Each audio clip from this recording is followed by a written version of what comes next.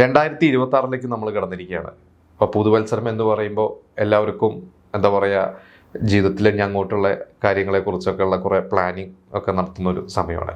അപ്പോൾ സിനിമയുമായി ബന്ധപ്പെട്ട് ഒരു ന്യൂ ഇയർ എന്ന് പറയുമ്പോൾ എൻ്റെ മനസ്സിലേക്ക് വരുന്നത് മലയാളത്തിലെ ഒരു സിനിമ മില്ലേനിയം സ്റ്റാർസ്.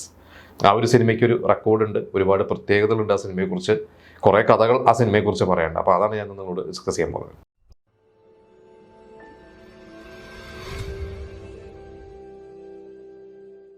2000 എന്ന് പറയുന്ന വർഷം ആദ്യം റിലീസ് ചെയ്ത സിനിമയാണ് മില്ലേനിയം സ്റ്റാർസ്. അതായത് ഈ മില്ലേനിയത്തിലെ ആദ്യത്തെ സിനിമ രാത്രി 12 മണിക്കായിരുന്നു അന്ന് ആദ്യത്തെ ഷോ. ഇന്നൊക്കെ നമുക്കറിയാം അങ്ങനെയൊക്കെ പല ഷോസും നടത്തുന്നുണ്ട്, പക്ഷേ അന്നതൊരു പുതുമയായിരുന്നു. പിന്നെ അതൊരു റെക്കോർഡ് തന്നെയാണ്, കാരണം ഇനി ഒരു അടുത്തൊരു മില്ലേനിയം എന്താ പറയുക അങ്ങനെ സംഭവിക്കില്ല, ഇപ്പോൾ ഇനി ഒരിക്കലും അത് സംഭവിക്കില്ല എന്ന് തന്നെ പറയാം.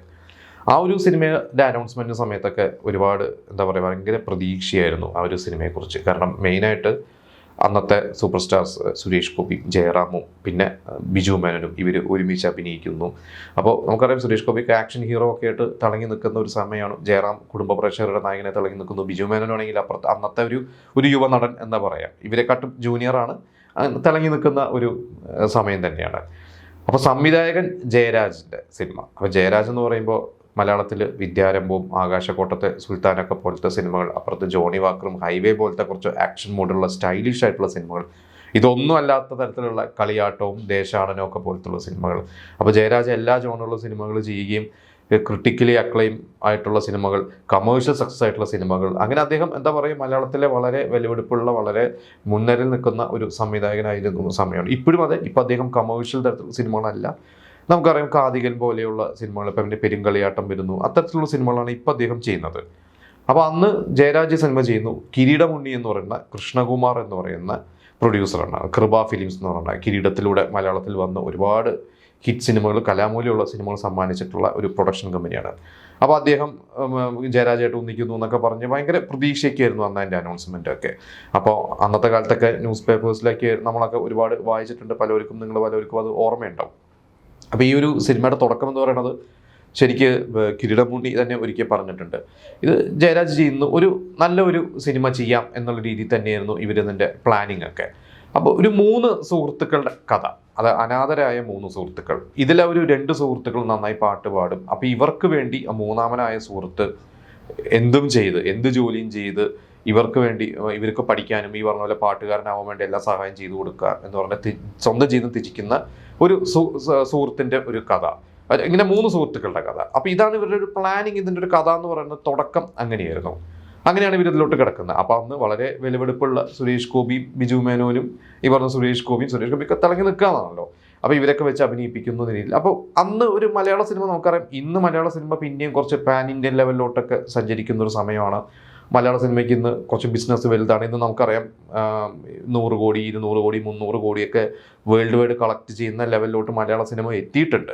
ഇപ്പുറത്ത് അത്യാവശ്യം നല്ലൊരു സിനിമയാണെങ്കിൽ, അല്ലെങ്കിൽ ഓടുന്നൊരു സിനിമ തിയേറ്ററിൽ കളക്ട് ചെയ്തൊരു സിനിമയാണെങ്കിൽ OTT നല്ല റൈറ്റ്സ് കൊടുത്ത് വിലക്കെടുക്കുന്നുണ്ട്. അപ്പോൾ അതൊക്കെ ഇന്ന് ആ ഒരു ബിസിനസ് ഉണ്ട്, അന്ന് ഇങ്ങനെയൊന്നുമില്ല. അപ്പോൾ ആ ഒരു സമയത്ത് ഇവർ ചെറിയൊരു ബഡ്ജറ്റ് ഇട്ടിട്ട് ഇവർ ആ ഒരു സിനിമ തുടങ്ങുന്നു.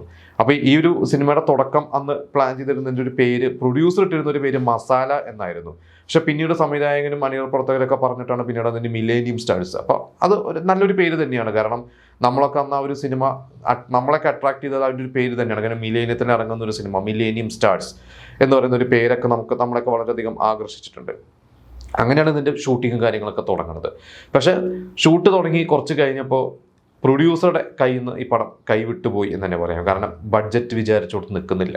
പ്രത്യേകിച്ച് അദ്ദേഹം തന്നെ പറഞ്ഞത് വിദ്യാസാഗറാണ് മ്യൂസിക്, അതിഗംഭീരമായിട്ടുള്ള സോങ്സ് ആണ്. അപ്പോൾ അതിൽ ഒരു ഓ മുംബൈ എന്ന് പറയുന്ന ഒരു പാട്ട്, ശ്രാവൺ ഗംഗെ, കുറേ പാട്ടുകളുണ്ട്. നിങ്ങൾക്കറിയാം അന്ന് ഞാനൊക്കെ സ്കൂളിൽ പഠിക്കുന്ന സമയത്ത് തിയേറ്ററിൽ നിന്നൊക്കെ കണ്ട്, അപ്പോൾ സോങ്സൊക്കെ വളരെ രസകരമായിട്ടുള്ളൊരു സോങ്സ് തന്നെയാണ്.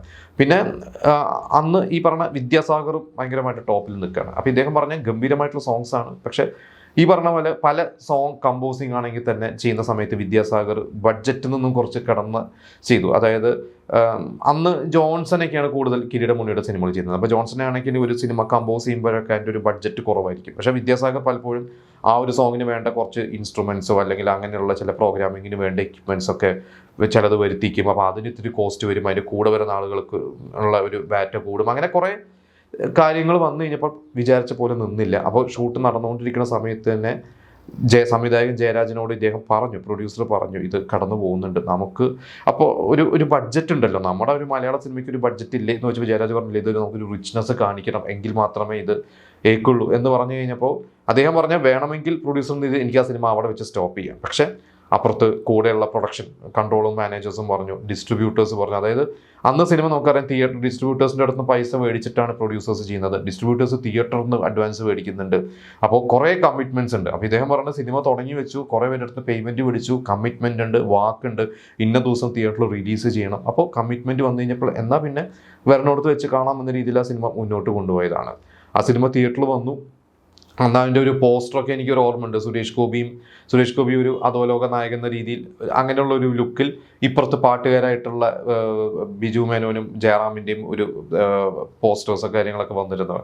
പിന്നെ സ്റ്റാർ കാസ്റ്റ് നമുക്കറിയാം, കലാഭവൻ മണിയും ജഗതി ശ്രീകുമാറും ഒക്കെ ഉൾപ്പെടെയുള്ള ഒരു കാസ്റ്റ്. നായികമാരായിട്ട് അഭിരാമിയും അതുപോലെ തന്നെ സുജ രഘുറാം എന്ന് പറയുന്ന കൊറിയോഗ്രാഫറാണ്, വളരെ ഫേമസ് ആയിട്ടുള്ള രഘുറാം എന്ന് പറയുന്ന കൊറിയോഗ്രാഫറുടെ മകൾ ഗായത്രി രഘുറാം എന്ന് പറയുന്ന അറിയപ്പെടുന്ന കൊറിയോഗ്രാഫറും ഇന്ന് അവർ പൊളിറ്റിക്സിലൊക്കെ ഉണ്ട്.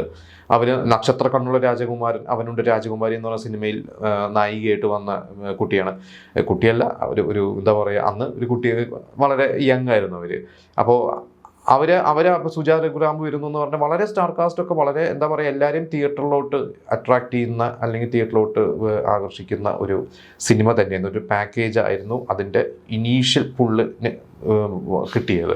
പക്ഷേ ആ ഒരു സിനിമ തിയേറ്ററിൽ വന്നു കഴിഞ്ഞപ്പോൾ നിരാശയായിരുന്നു. കാരണം അത് ശരിക്കും നമുക്കറിയാവുന്ന കൊളോണിയൽ കസിൻസ് എന്നൊക്കെ നമുക്ക് അറിയാം. അപ്പം ഇവരുടെയൊക്കെ ഒരു ജീവിതം പോലെ, ഇവരുടെ ഒരു ജീവിതത്തിൽ സംഭവിച്ച പോലെയല്ല, പക്ഷെ അവരെയൊക്കെ നമുക്ക് തോന്നിപ്പിക്കുന്ന തരത്തിലുള്ള രണ്ട് സുഹൃത്തുക്കൾ, അതായത് തെരുവിൽ വളർന്ന രണ്ട് സുഹൃത്തുക്കൾ, അവർ പിന്നീട് പാട്ട് പാടി വന്ന് ആൽബം ചെയ്ത്, അങ്ങനെ ഒരു ആൽബം ചെയ്ത് അതിലൂടെ ഇന്ത്യ മുഴുവൻ അറിയപ്പെടുന്ന സിംഗേഴ്സായി മാറുകയും പിന്നീട് ഇവരുടെ ഇടയിൽ കോൺഫ്ലിക്റ്റ് വരികയും ഇങ്ങനെയുള്ള ഒരു സൗഹൃദത്തിൻ്റെ ഒരു കഥയാണ്.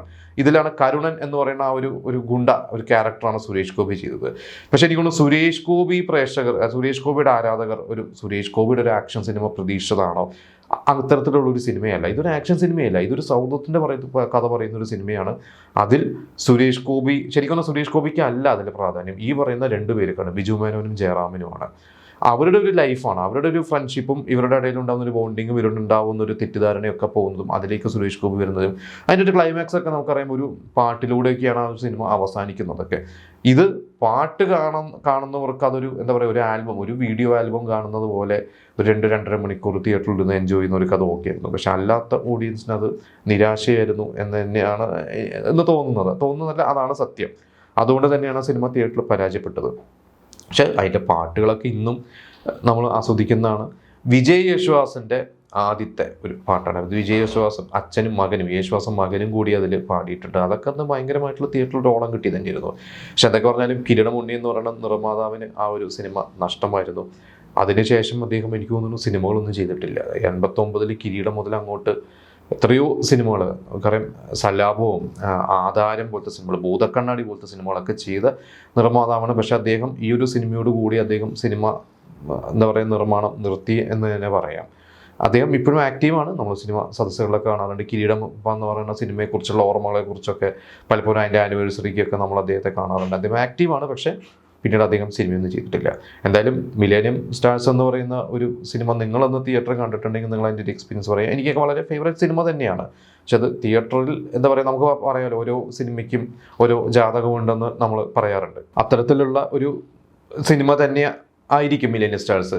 അത് ഇപ്പോൾ റിലീസുകളുടെ കാലമാണ്. നമുക്കറിയാം, അന്ന് പരാജയപ്പെട്ട ദേവദൂതൻ വീണ്ടും തിയേറ്ററിൽ ഇറങ്ങിയിട്ട് വീണ്ടും കൈയടി നമ്മൾ കൊണ്ടുപോയത് കണ്ടതാണ്. അപ്പോൾ മിലേനിയം സ്റ്റാർസിലൊക്കെ ശരിക്കും പറഞ്ഞാൽ വീണ്ടും ഒരു റിലീസ് ചെയ്ത് കഴിഞ്ഞാൽ ചിലപ്പോൾ അതിൻ്റെ ഒരു സോങ്സും കാര്യങ്ങളൊക്കെ വീണ്ടും ഇന്നത്തെ യൂത്തിന് ചിലപ്പോൾ അത് ഭയങ്കര ഇഷ്ടമായിരിക്കും. ഇപ്പോൾ അതിൽ കുക്കു തീവണ്ടി എന്നൊക്കെ പറഞ്ഞൊരു പാട്ടൊക്കെ ഉണ്ട്. അതൊക്കെ പിന്നീട് കുറേ നാളുകൾക്ക് ശേഷം വീണ്ടും സോഷ്യൽ മീഡിയയിലേക്ക് അത് ചെറിയ റീമിക്സ് പോലെയൊക്കെ കുറച്ച് സ്കൂൾ കുട്ടികൾ, കോളേജ് കുട്ടികളൊക്കെ ചെയ്തതായിട്ട് ഈ കിരീടമുണ്ണി തന്നെയാണ് അദ്ദേഹം പറഞ്ഞത്. അത് വീണ്ടും കാണുന്നത്. അപ്പോൾ ഇന്നത്തെ യൂത്തും അതിലെ പാട്ടുകളൊക്കെ ആസ്വദിക്കുന്നുണ്ട്.